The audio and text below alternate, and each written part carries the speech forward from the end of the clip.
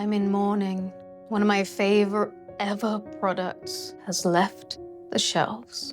And I blame you, oat milk mafia. What do you mean? They've been revived? I guess we'll have to wait till the end for the epilogue to find out more about that story. Today we are going to do a deep dive into Mighty Drinks, the company responsible for one of my favorite products, Mighty Pea. This video isn't actually about milk. This video is the story of two brothers from Yorkshire who partnered with some of the world's biggest brands to bring the best milk to the UK market. We're going to look at why the company was forced into administration, even though, I might have mentioned this already, the product is by far the most superior vegan milk on the market. And yes, of course, I'll be telling you why this is objectively the case, and how there might be a light at the end of the tunnel after all. Stay tuned to hear the Mighty Drinks' fascinating story as one of the UK's rising stars in the startup scene of the early 2020s. It's the story of passion, of family, of technological excellence, and disappointment. Because as one of the founders, Tom Watkins, said, being a founder of a VC-backed food and drink business isn't so much a roller coaster. It is strapping yourself to a rocket and making sure you don't disintegrate on the way to orbit. Perhaps their story can teach us something, because today I'm going to introduce you to some real founders running a real company like real humans. My name is Dr. Becky Sage. I've been a founder multiple times, and now I work with hundreds of entrepreneurs. I'm here to demystify what it is to be an entrepreneur, through which I hope to give you the inspiration to get started or to keep going on your entrepreneurial journey. And I want to be part of your support system along the way. If you're a founder or you're thinking about it and you've got any questions, just pop them in the comments. And you know what? There is so much for us to learn from this Mighty Pea story. And yes, if you were wondering, Mighty Pea is probably one of my special interests at this point. And yes, I have purchased as many as I could get my hands on before I lost them forever. Or maybe not. I love Mighty Pea, but it went into administration, so am I the only one? Is it Marmite? Did it go into administration because so many of you just didn't like it? I guess we'll find out as we go through the rest of this video.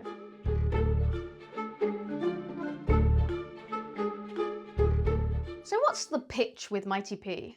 And I know some of you may have been thinking the same thing as one of my friends. I did say pea milk, not pea milk. I'll let the founders explain. We're on a mission to get people to drink our pea. Honestly, it's not even that weird. I mean, people drink cat poop coffee. And you're telling me that we're the weird ones? Go on, drink our pea. So for reasons that will become obvious later, I am choosing just to pitch you pea milk, the Mighty Pea, and not the whole Mighty Drinks family, just as Nick and Tom did right in the beginning. The pea milk pitch is really quite easy because it is the best milk. And don't worry, this whole video isn't just going to be me loving pea milk. Sometimes my passion for it just spills out. And I'm not even being sarcastic. 99% of households in the UK buy milk. 23% of Brits choose dairy-free. But there really are a lot of issues with most of the milks on the market. Dairy, not good for the lactose intolerant, vegans, or the planet. Oat, this is the devil, yes. I will tell you why later, but it is not milk. It doesn't do any of the things milk is meant to do. Coconut, what's the point? Almond curdles in coffee. Have you ever had an almond cappuccino? Ugh. Soya, it'll have to do. I've certainly had my fair share of unsweetened soya, especially since I couldn't get my hands on this. Although every time I drink it, I feel guilt because of all the deforestation. Pea saves water, tastes better, great consistency, low carbon footprint compared to many of the other milks. Done. What more could you want? What's that? You also want high protein because milk is there to be a protein source, unlike oat milk. Yes, absolutely. Pea milk is high in protein. And why drink Mighty Pea over other pea milk alternatives? First of all, pea milk is few and far between, but secondly, Mighty Pea have developed their own IP, using biomass fermentation and precise fermentation to make it look, act, and taste like milk. And it is really great. I give it to people who are dairy milk drinkers, and they never complain about it. So why wouldn't you choose the one that tastes the best, has great environmental credentials, and actually copes with being put in a hot drink? It was the first pea milk to market in the UK. Like I said, there are a couple of others that exist now, but it is the only one that doesn't leave a horrible residue at the bottom. And one of my favorite details, this is actually the thing that made me really fall in love with this business in the first place, before I'd done the deep dive, before I knew anything else other than the credibility of the product. This really excited, oh, wrong way. Well, there's some of it. This really excited me. I work a lot with impact businesses. In fact, I even ran an accelerator once helping impactful businesses show their impact. And because the impact side of it is so important to customers, investors, and the Mighty Pea team, they actually got a study done on the savings that could be made by changing to pea milk. And honestly, if anyone's looking to communicate things quickly, this is such a good example. Small changes make mighty impact. If 1 million people switch to high protein pea milk, for 1 year, we could save enough CO2 emissions to fill 63,000 hot air balloons, as well as saving 22,000 acres of land, and save enough water to fill over 43 stadiums. You say you care about the environment, but are you still guzzling dairy milk? For those who want a high protein alternative to dairy that actually tastes good, this is your guy.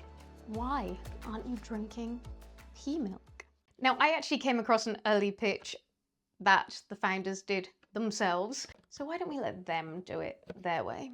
I'm Nick. I'm Tom, We milk peas. and we want you to drink our pea. 100% plant-based. Fortified with calcium, vitamin D, B12 and iodine. Zero added sugar.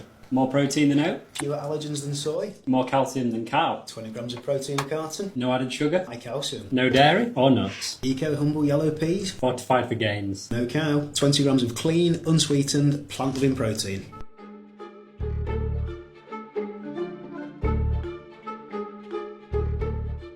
Nick Watkins and Tom Watkins, two brothers who grew up in Yorkshire. Both attended Nottingham Trent University and spent the early part of their careers gaining vital experience in the FMCG sector. But working to sell other people's products opened up a new ambition to find a gap in the market that they could fill. Enter pea milk. There are already some products in the USA, but no products in the UK. So in 2018, they came to their family and said, "We're going to be quitting our well-paid jobs to sell pea milk." According to Nick, it was met with less than enthusiastic responses. Nonetheless, in March 2018, they founded Watkins Drinks. Never before had they manufactured a product. But using Google, they found some instructions to make pea milk, gathered the ingredients, found themselves in Nick's basement grinding up yellow split peas. In their words, it was a disaster. But they knew that yellow split peas were a super ingredient, so they did not stop there. And there were a few factors at play which set them up to take the leap.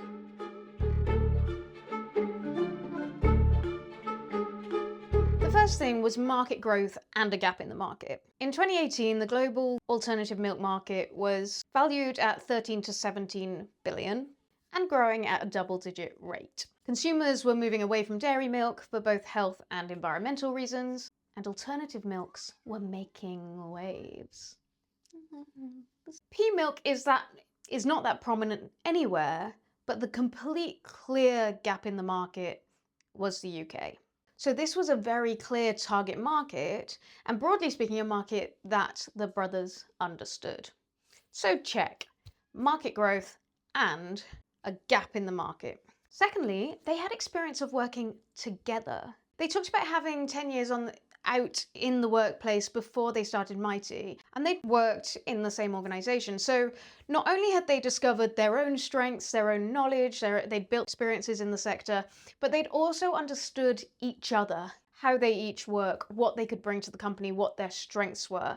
And throughout the whole time of Mighty, they remained equal in shareholding. They were both co-founders, they were both co-CEO, and they both do quite a lot of the advocating for the business. So you see both of them out there talking about it.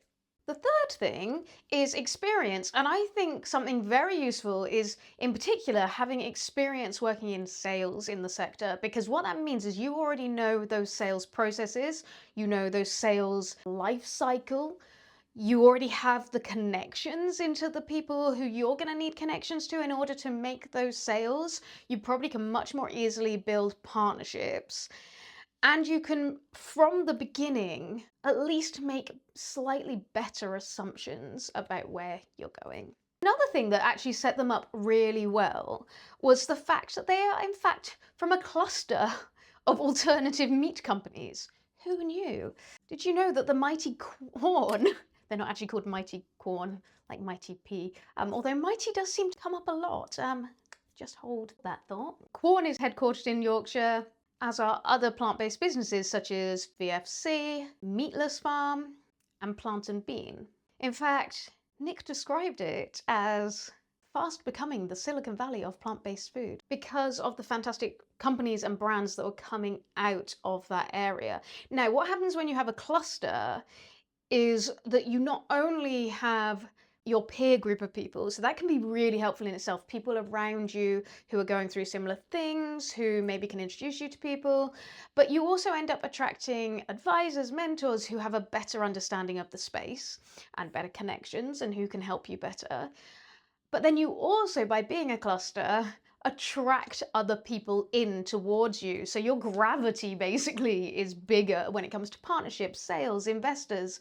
You're going to pull all those people in, not just from the strength of you and your business, but from the strength of all of those businesses as a collective. And then the other thing that they seem to have is supportive family. So not only do they have each other, and they're a support to one another, and they went through all of this together as brothers, there were also two other Watkins on the board when the business first started, and I think that's probably their parents, although I don't 100% know that for sure. And even though when they went to their partners, obviously there were probably a few questions about quitting their well-paying job and getting into pea milk, but they did take the leap. So I think having that support plays in multiple ways. I think it can help you with your resilience as a founder, which is one of the things that we talk about all the time with entrepreneurship. But it also means that you can probably make slightly more confident decisions if you've got that support. And I find with a lot of founders, they're really trying to prove themselves. If they don't necessarily have that support system, it's really easy for their worth to get really damaged by the ups and downs of the business. And if you've got a good support around you, they can help you out. Also, potentially financially, then if you've got a good support around you, then that might also be helpful. Not necessarily though. So, from a basement in Batley, Yorkshire, don't worry, I'm not going to try and do the accent, the UK's first pea milk brand, under the banner of the Mighty Society, was born on the three core pillars of Mighty: taste, sustainability, and nutrition.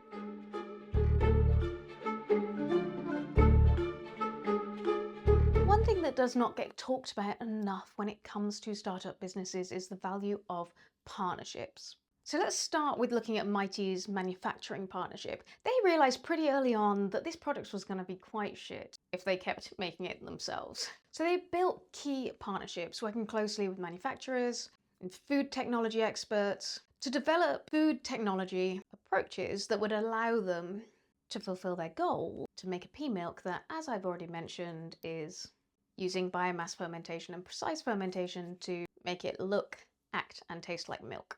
There doesn't appear to be any patents owned by Watkins Drinks or any of the associated entities.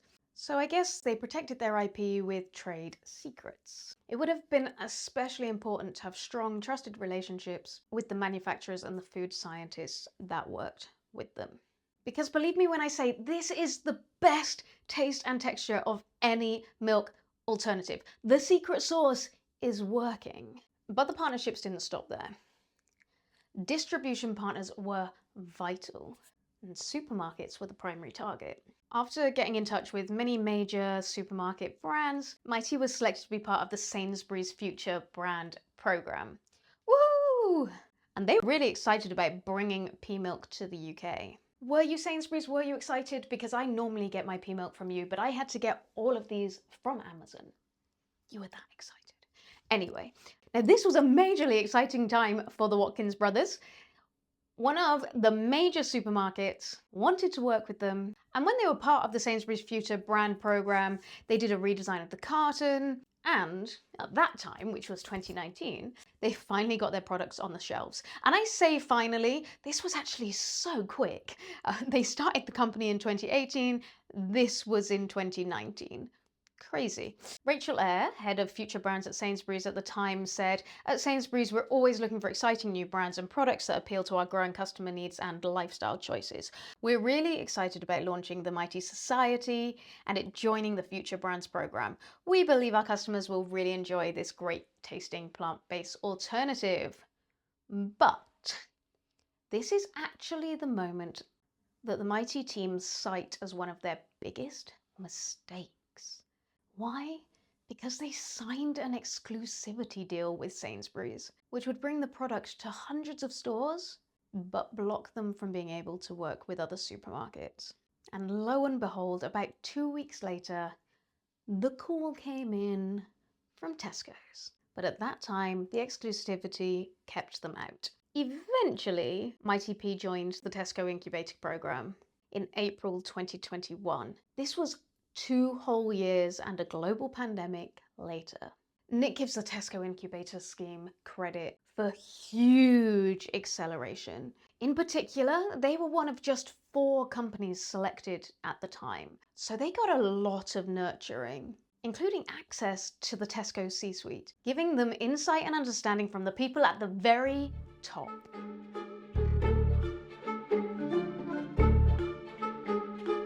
So what lessons can we learn from Mighty about partnerships? First of all, the speed at which they got this thing to market. I think this just shows that they already had put some work in before they started the business. And I've talked about this before. There is a video I just posted about what to do before you start a business. And honestly, the more you can get under your belt before you press go, the better. They partnered with people both on the product side and on the distribution side. So on the product side, they could really develop a product that was good.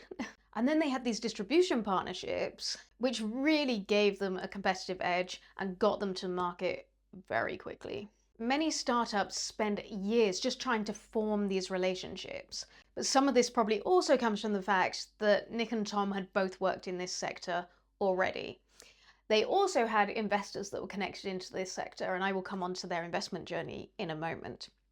But of course, we can't walk past this without picking up on the biggest mistake, according to Nick Watkins, which was to sign this exclusivity deal. But the thing is, as a startup, you can only make decisions with the information that you have at a given time. It's very easy in hindsight, knowing that that Tesco call was about to come in, to say you probably shouldn't have signed that deal. You could also say, really take a look at the deal and negotiate. You know what? If product is good enough, if they're excited enough about what you're doing, then there may be some movement in the terms of that partnership. Could they also have used Sainsbury's to lever Tesco's at that time? I don't know exactly what was going on in their minds, but there was probably a great deal of excitement that they were going to be able to get their product onto the shelves of a major supermarket, hundreds of stores across the UK. And perhaps that's what was really driving that decision. They're like, yep, let's sign up for that. But actually, they were in a more powerful position than they realised. And I think this is often the way with founders, although there are some who think they are way more powerful than they actually are. And this is why it's really important to have an objective view of what it is you are doing as a founder. If you know this product is good, if you know it's got all of these benefits, why wouldn't both Sainsbury's and Tesco's want to put it on the shelf? Now, if they'd have known that both of them wanted it, then they may have spent a bit more time making that decision. How would they have made that decision? Which one would they have chosen? Would they have been able to see, without the benefit of hindsight, which one was going to be the better partnership? And again, maybe they'd have just negotiated for that exclusivity clause to have come out of the Sainsbury's contract. So the Mighty Society, as it was then, got a pretty long way without external investment. But as soon as production was required, as they walked towards getting this deal with Sainsbury's, they embarked on what seems to be perhaps a non-stop fundraising journey.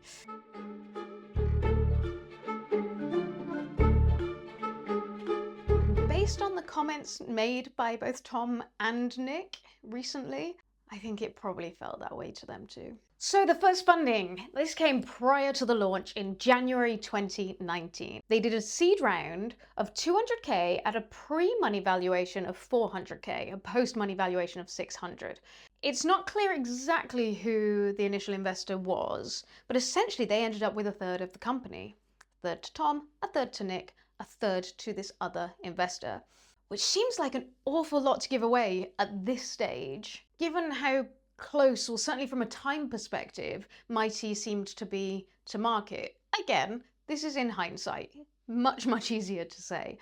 But I'm going to assume they were at a bit of a sticking point, which was they needed this investment to actually produce the product. Without that, how could they then go to the supermarkets and put it on the supermarket shelves?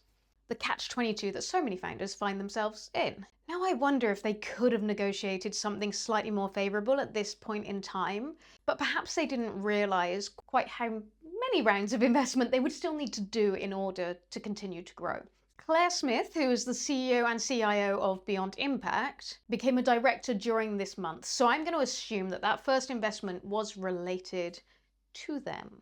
Between this investment and the next one, which was not that long in time, it was only 9 months, several value inflection points were hit. These are the points at which the value of the company suddenly accelerates. The products hit the shelves. They had the Sainsbury's partnership. They were also selling in Whole Foods. So on the 13th of November 2019, they raised 440k in an equity crowdfunding round through Seeders for a pre-money valuation of 3.91 million. And this brought in many other investors. Because it was a crowdfunding round, they had 44 different investors. And some of those were bigger investors that came in at that time. For those of you who don't know, that when you do crowdfunding rounds, you do tend to have to secure a certain amount of it prior to then putting it on the crowdfunding platform. So in 9 months, they had increased their valuation by almost 3 million. This is amazing growth, represented by getting the product to market, getting sales, getting good feedback. Perhaps this was also the peak of the non-meat bubble, at least for now. Almost immediately after they closed this fundraising round, they launched the brand new Mighty Pea.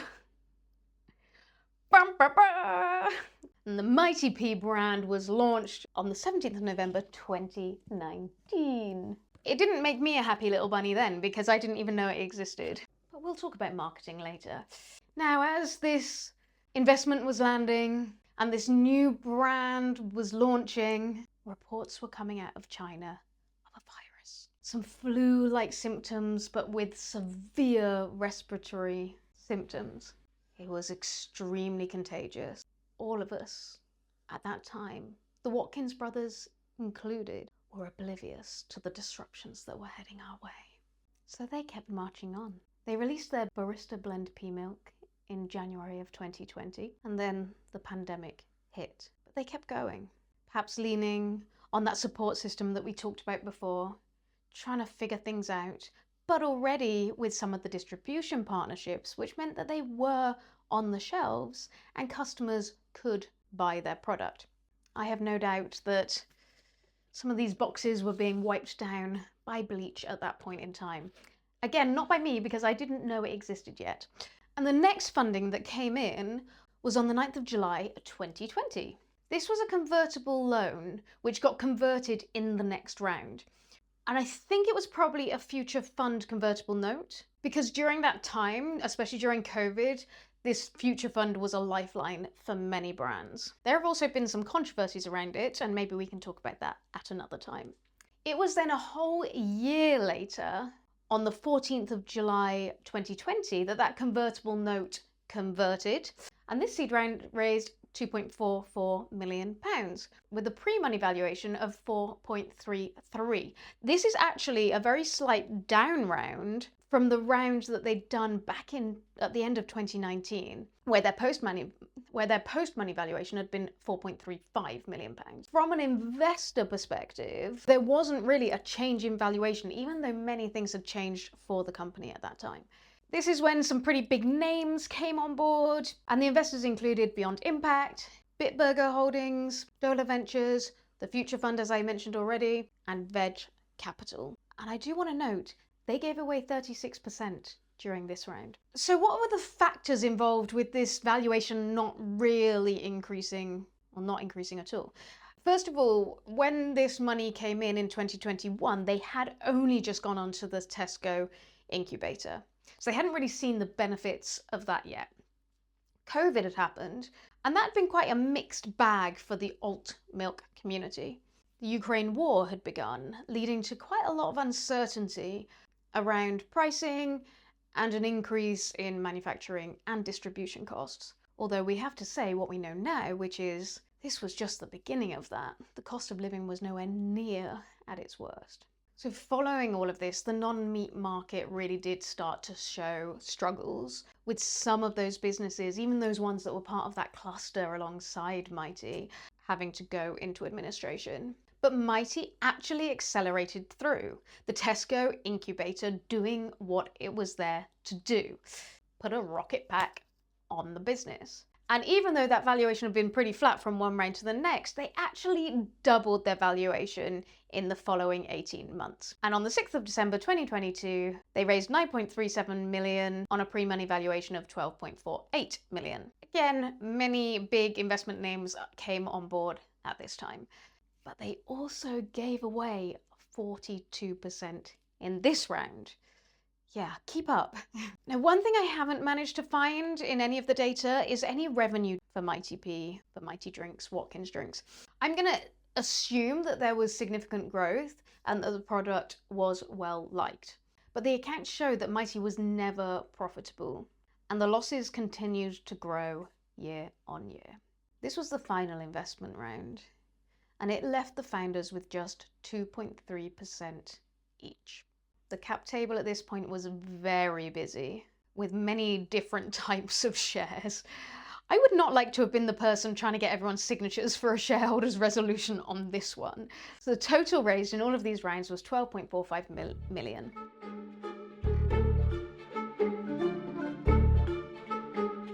So what can we learn from the Watkins Drinks investment journey? First of all, I want to talk about how important impact was. The mission of the business was very, very clear. And as I've already shown you, they were very vocal about the impact credentials of this product. I believe that was because they were being invested in by impact funds, but also importantly, because the market relies on impact. Some of the people that make choices to move to vegan milks do it for impact purposes. And they really did live by that. They were the first brand in the UK to join with the NGO Foundation Earth, and that did the full life cycle analysis. But you also know that they cared about this and that it was important to their market and their investors because they were also very articulate about the impact of their product, of their brand, their product portfolio. Okay, next lesson. Let's talk about convertible loans. These are becoming ever more popular. Some of you, they're very similar to ASAs, and so if you're watching in the States, then you probably are more familiar with ASAs. We call them convertible loans here, and they are a little bit different because of the terms. Convertible loans can be quite tricky because once you've taken that convertible loan, if you don't manage to raise in the future, then it sits on your books as a loan, and then you have to be able to pay back that loan. If they've taken $1 million, then they need to pay back $1 million if they hadn't done a future round. But it can be a really great way of getting money into the business when, for whatever reason, you don't want to do a valuation at that point in time, or the investors don't want to do a valuation at that point in time. We actually did take convertible notes in my first business. I'm saying convertible note because we actually took a convertible grant into our business, which meant we didn't have to necessarily pay it back. We just had to show that we made impact. But largely, these are convertible loans where they do have to be paid back. The next thing to say, and this is something the brothers did talk about, is that investment is more than capital. And in particular, they brought up this relationship that they had with Claire Smith from Beyond Impact. And because she was involved from very, very early on, they were able to build a strong relationship with her. She was a core part of the team. And often founders are looking for that person who understands the market, who can be a sounding board, as well as somebody who brings money in. And vice versa. Often investors really want to be involved with building something exciting. Now, not all founders, not all investors, not all rounds work that way, but it can be something that can be really valuable to companies. Now, for many of you out there, you'll probably be thinking 12.45 million, if only I could get that into my business. We compare this to Oatly, who've had £1.54 billion, and they are a major competitor of Watkins. You can see why 12.45 million may have been enough to do everything that needed to be done to be competitive. So another thing I want to discuss here in terms of lessons learned is something someone once said to me: "Are you a strong CEO?" And I was like, what? I do gymnastics, does that make me strong? And it was a term that I haven't really heard that much, but the indication being, like, how much of a percentage do you have? Are you a person of significant control in the business? And in this particular case, the founders lost their person of significant control in 2021, which means that they dropped below 25% ownership each. Of course, there were two of them, so it kind of doubles up. Now, in most businesses, this then means that perhaps you can't veto a special resolution. And I've had a quick look at the updated articles for Watkins Drinks, and I don't think that this was changed for them. It may have been in other documents, but so long as the brothers stuck together, at that point they still had a lot of control. I haven't got time to dive into all of their different share classes at this point. But if you are a founder, this is the kind of stuff that you will end up getting very, very familiar with, especially if you go down that investment route. And it's one of the reasons why early on, a lot of investors won't even let you that much away. There's always that negotiation of how much you're going to give away, because they know that there's likely to be future rounds, and they don't want the founders to end up with a very low share of the company. Because the founders are the most passionate people, and they want to continue to be motivated to build this company. That's in the best interest of all the investors. So by the time they got to the end of this journey, having only 2.3% each meant that they weren't necessarily in that strong position as co-CEOs. Having said that, they were still directors, founders, the face of the company, and steering all of those everyday decisions. It just meant that the relationship with the investors became ever more important, and it meant that the investors were definitely in a stronger position to make decisions for the company.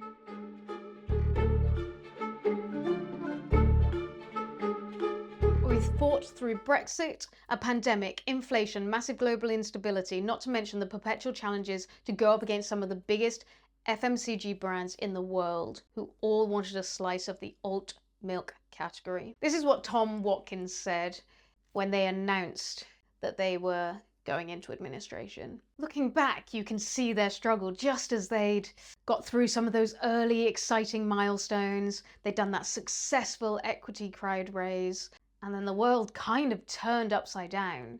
I know, we've all been through it.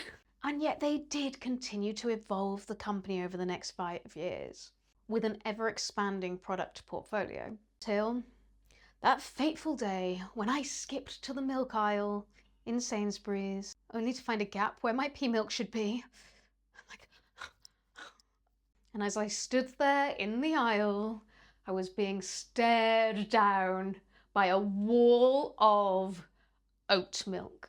It taunted me as I rapidly Googled Mighty Pea, and the news was not what I wanted to read. Watkins Drinks, the owners of Mighty Pea, had gone into administration.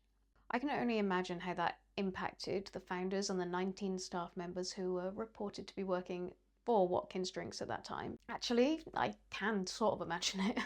Before we made the decision to go through an acquisition for my company, we'd had to really downsize. We gave notice to many of our team members, we had to move out of our office. It was not a fun day. So both founders made a statement on LinkedIn with similar sentiments. Nick said, "After an incredible journey, it's with a heavy heart that we share the news that Mighty has entered administration. This is not the outcome any founder hopes for. Building Mighty from the ground up has been one of the most challenging and rewarding experiences of our lives for both my brother Tom and me." Tom also said, "I've asked myself a lot lately. Was it worth it? The constant worry about runway, investors, new listings, rate of sale, the criticism, the moments of doubt. The job can be thankless and the odds of a big exit statistically tiny. There were times, especially in the last 18 months, where the answer felt like no. But the truth is, I don't think there's a more transformative thing you can do. Getting into the arena takes guts. It's brutal, it's enlightening, it's terrifying." Any founder watching this, I know you understand that tension, this personal battle. For many of us, we push and push and push as hard as we can till inevitably it is time to walk away.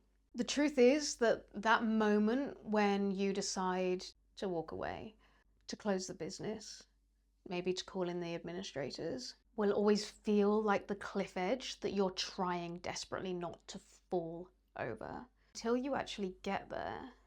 And sometimes those moments, while poignant, while sad, can also feel like a bit of a relief. So why did Mighty go into administration? Many reasons have been cited for Mighty's administration. Nick stated, "Despite our best efforts, we couldn't overcome the current market headwinds and funding environment surrounding the plant-based and dairy alternative sector. Administration is tough, but sometimes a necessary step." Tom added, "But the reality is the plant-based category has shifted dramatically over the last few years. Despite our best efforts to adapt, streamline and secure new investment, we couldn't raise what was needed to take the next step." So the headline is that the cash ran out and the sources of cash that they'd relied on before perhaps were not forthcoming. And the thing is, this is the number one reason for businesses shutting down, because they don't have the cash that they need to keep going.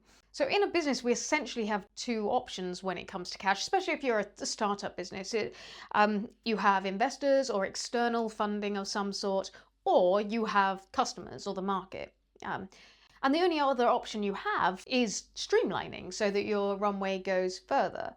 And you do that by reducing expenses, but that's not always possible while continuing to keep the business going. And the reality of Mighty is that the P&L never went positive. The costs always outweighed the sales. The lingering question, and one I am sure they were working towards answering, is whether it was going to actually be possible to balance that P&L. What kind of sales would have pushed the balance into the black?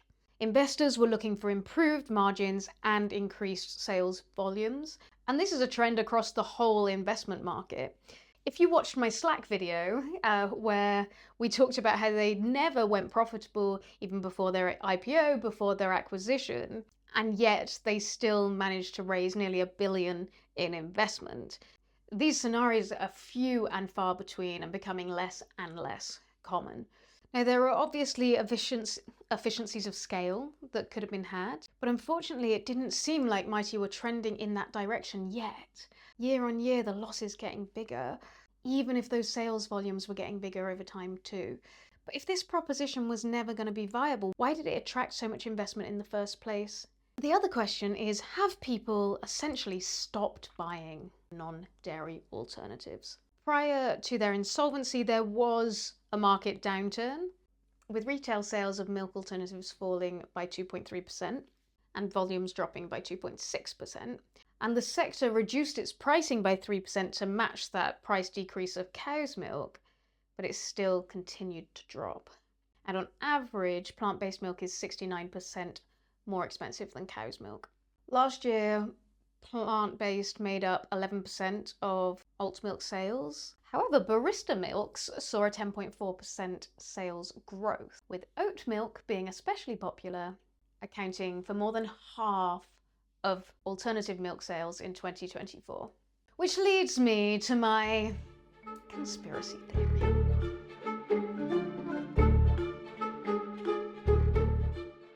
Less a conspiracy theory, more a suggestion of what might have happened, my view on this whole market. And I want to give a quick disclaimer that I obviously was not involved in this, and none of this is designed to undermine the decisions that founders made at the time, or to assume that they didn't do everything they could have done in the moment. Hopefully it doesn't come across like that, but just in case it does, that's not what I'm saying. Everything is easier with the gift of hindsight and perspective. So here it is. I blame oat milk, both inside and outside the company. I feel like it's probably time to disclose that I am gluten-free, and not all oat milks, in fact most oat milks in Europe, are not gluten-free, unless specified. And I think oat milk was to blame, both in terms of external factors, but also internal strategy. Oatly and its 1.54 billion have taken over, and I don't understand it. You want to know why I drink at big coffee chains rather than nice little cafes most of the time? Oat milk. I walk in and I'm like, hi, what non-dairy milks? Or what milks do you have? Oh, cow's milk and oat milk. It makes me so angry because it's usually said really smugly as well. Like, well, we do oat milk and not any of the other alternative milks because it's so much better environmentally. So I then tend to passive-aggressively respond, I can't do oat milk, it's not gluten-free. Bye. No, I don't do that. Also, it has no protein. So then I head over to Starbucks or Costa's for my soya cappuccino. With all of its land usage and water usage issues, you made me do that, oat milk mafia. You. Okay, granted some places have started to do gluten-free oat milk, but why would I want oat milk? It's got no protein! To every coffee shop owner out there, you lovely people who are trying to do right things for the planet, don't let this oat milk story fool you. If you want to show off your health and your ethical credentials, you should have got oat milk. No, not oat milk. You should have got pea milk. Sorry. And they believe that they're buying oat milk for the right reasons. And some people like the taste of porridge in their coffee. Anyway, so let's turn this focus internally. I personally think that spending some of that investment money on the wide diversification of products, including oat milk and other oat-based drinks, did not make sense for Mighty. In an interview with Nick, he discussed that you don't want to have too many products. But then he also discussed the fantastic tech products and the investors and the new innovation, talking about new products and new markets. But what about existing products for a new market? Or even existing products for its existing market? Did I not matter? Oat milk made up 50% of the alt milk category. Some drink it for the taste, but many do choose it for the environmental credentials. But mostly, it's the it girl of vegan milks. They did it for the gram. But why couldn't Mighty Pea be the it girl of vegan milks? It could. It's got better consistency, taste, protein contents. You could have converted some of the oat drinkers, more of the soya market, and become a much bigger player in the alt milk segment, regardless of turbulent market forces. Why compete with an oat milk product? Although they did make one that was high in protein, so it makes me slightly less angry. But otherwise, Mighty doing an oat-based product felt very incongruent to me. If people are gonna buy oat milk, they're just gonna pick the most familiar one or the cheapest one. Now, I do know that Mighty had a lot of success with their powdered oat milk sachets. People really liked them. And I do kind of understand those a little bit more, but I also think that the initial differentiation was being the first pea milk to market and this incredible quality of the pea milk. And I would have so strongly leaned into that. Until this was fighting off that oat milk mafia with as high a proportion of the market, I don't think I would have diversified into those other products. Now, of course, I do not know why those decisions were made at a given time. My guess is that maybe there were investors out there that didn't agree. And also, again, it's much easier to make these kind of decisions in hindsight. Perhaps seeing the hype around oat milk, seeing a much more established product, knowing that there's less market education that needs to be done. And also, on the cost side, oat was probably more established as a product. There were likely lower production and raw material costs. And then the higher market demand because it was more well known. Yet I would have still doubled down on the pea product. Make people love this, know this, increase volumes, and ultimately through economies of scale increase those margins. But how? I would have used the strategy that was already working for Mighty: partnerships.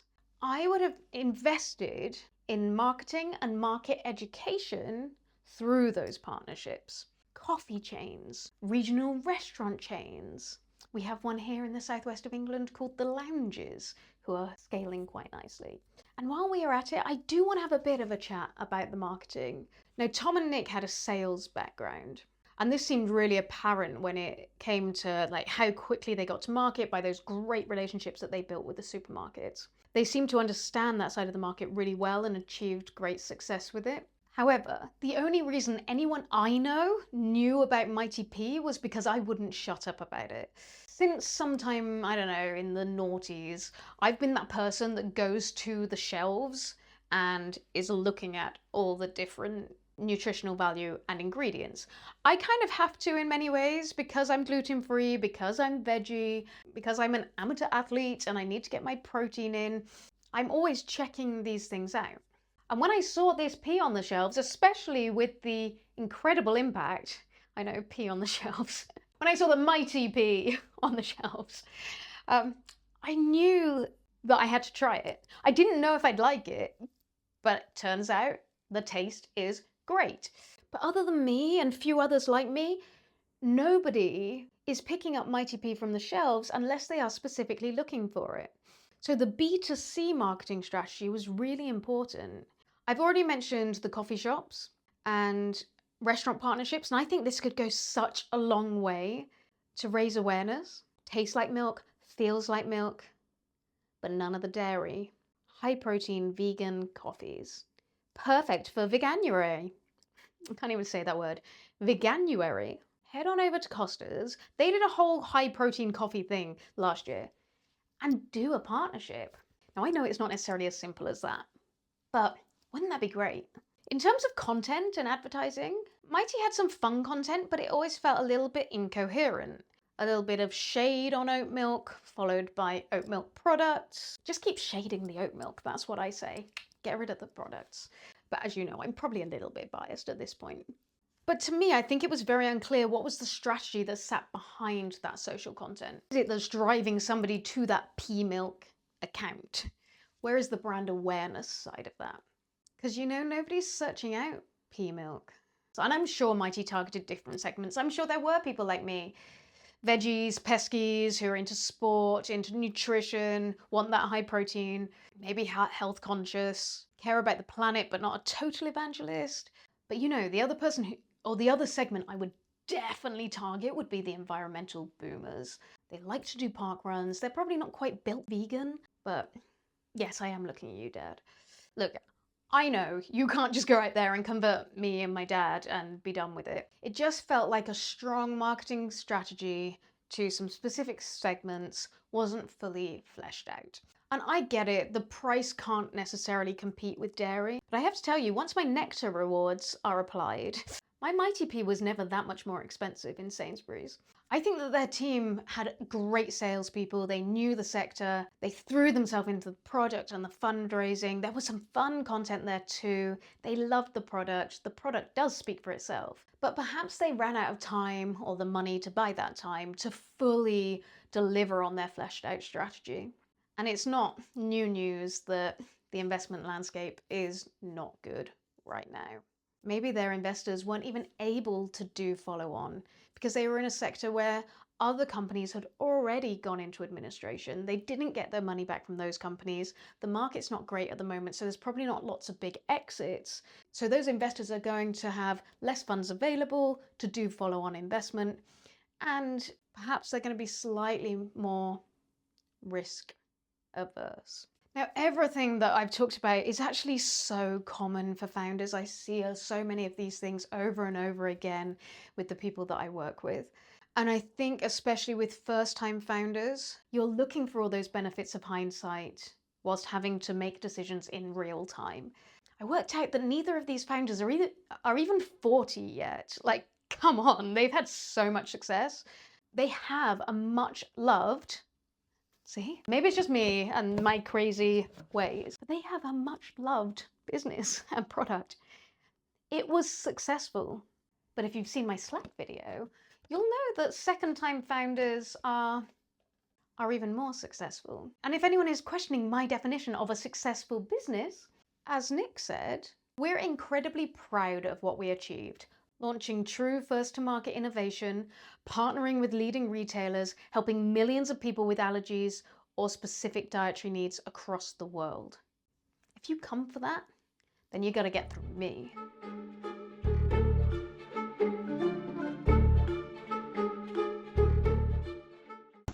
Okay guys, we're back. Did you miss us? Because we missed you. Okay, I'm excited right now. My beloved pea milk is back. It is not gone for good. Watkins Drinks was acquired by the Mighty Kitchen on the 28th of July 2025, and the socials are up and running again.